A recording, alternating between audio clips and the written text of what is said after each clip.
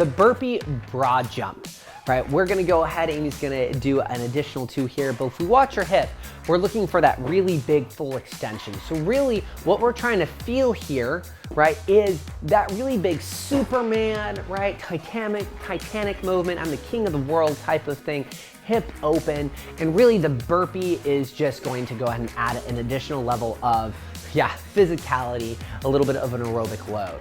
But the biggest thing, again, is feeling that hip drive.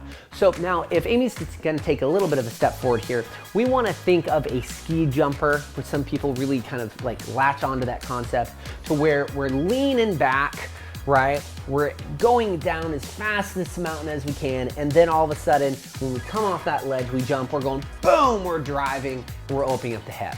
So you can think about a good morning, right? To where the hip travels back, we joke around, reach the butt back to grab the bills to pay the bills, right? We're really trying to go in here. The hands can come back as well.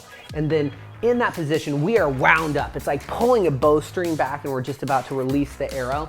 We've got all this tension in the posterior chain, and then we launch, throw the hands, we throw the hip forward. For some of us, we might feel more comfortable and safe jumping more up, right? But we're finding our glute contract with our knee as hard as we can.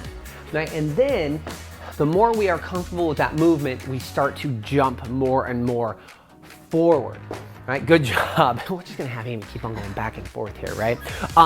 Now, landing can be a tough one on this one. We just wanna land flat-footed, and we wanna make sure when we land, we think of good squatting mechanics. Hips back, knees out, so we aren't landing forward and we have jolt through the low back or through the knee. Now, that physicality of the burpee, this can be a skill transfer. So this is where we're getting away from that durability tips and we're going into the try hard tips now, to where if we were to transfer this and say now do a burpee box jump, this is a great time to practice the concept of going down into a burpee, popping our feet back up at once, and then from this hinged position, be able to go ahead and jump onto a box, right? But of course the box isn't here, so we just get to practice jumping, right?